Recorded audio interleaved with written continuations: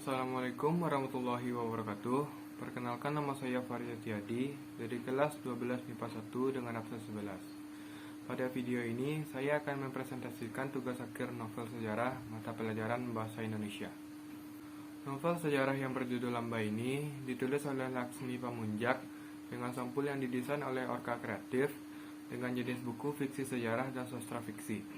Diterbitkan oleh Gramedia Pustaka Utama pada tahun 2018 bulan Januari, serta jumlah halaman sebanyak 580 halaman dan dijual dengan harga Rp128.000.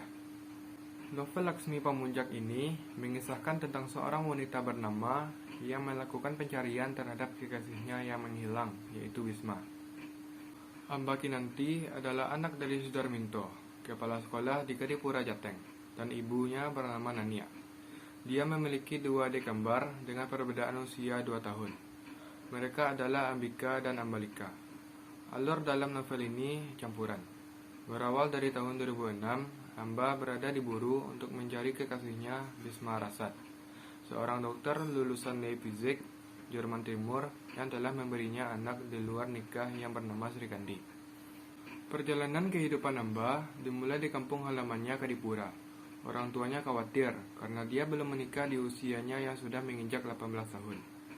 Amba tidak terlalu memikirkan tentang pernikahan dan dia ingin melanjutkan pendidikannya ke perguruan tinggi.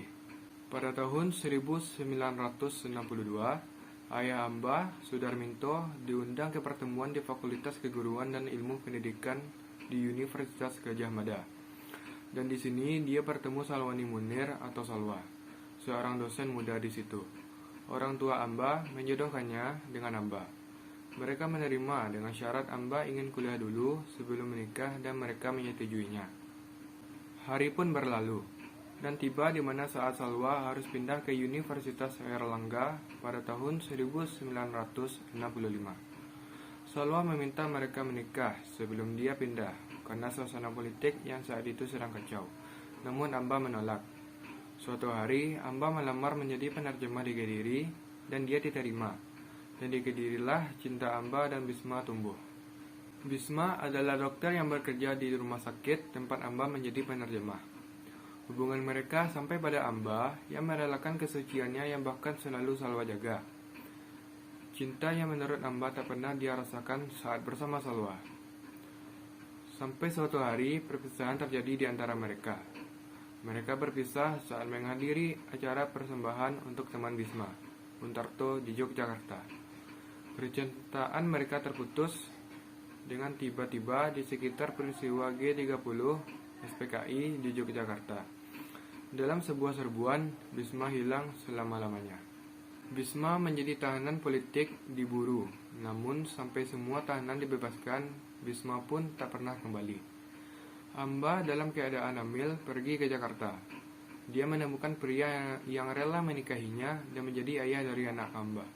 Dia adalah Adelhard Euler, seorang Amerika. Setelah itu, dia memberitahu Salwa tentang semua hal yang terjadi dan memutuskan hubungan mereka. 3 bulan setelah Sri Kandi lahir, dia mengirim surat kepada kedua orang tuanya bahwa dia telah menikah dan memiliki anak, namun bukan dengan Salwa. Setelah Adelhard meninggal, sebuah email mengabarkan bahwa Bisma Rasad telah meninggal di Pulau Buru, pulau untuk para tahanan politik. Email itu mengantarkan Amba ke Pulau Buru, menumpahkan segala kenangannya bersama surat-surat Bisma yang ia temukan di sana. Mengungkap tabir kematian Bisma, seseorang yang menjadi kekasih Amba satu-satunya. Mengapa ia menghilang? Dan siapa orang yang mengaku sebagai istri Bisma tersebut? Amba kembali ke Jakarta dengan rasa puas dan tenang karena sudah bertemu jawaban dari sebuah tanya yang begitu lama dia kandung.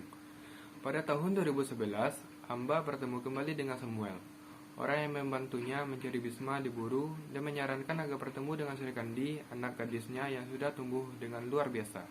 Dalam pertemuannya itu, Sri Kandi menceritakan mimpi-mimpinya yang ia akui bahwa dia bertemu dengan seorang yang mirip dengan Samuel di mimpinya dan melihat seorang laki-laki yang tewas dalam genangan merah darahnya. Samuel tahu siapa yang Sri Kandi maksud.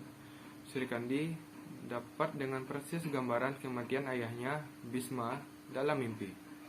Samuel akhirnya menyerah pada kecantikan Amba yang menurun pada Sri Kandi. Sri Kandi bagaikan Amba yang muda. Samuel menikah dengan Sri Kandi dan sejak itu mereka tidak pernah lagi kembali ke Buru. Begitupun dengan Amba yang usianya seakan terhenti dan tetap muda, semenjak ia mendapatkan jejak Bisma dan melanjutkan hidupnya. Ternyata tidak hanya sampai di situ saja kisahnya. Laksmi Pamunjak telah menerbitkan sequel dari novel Amba ini.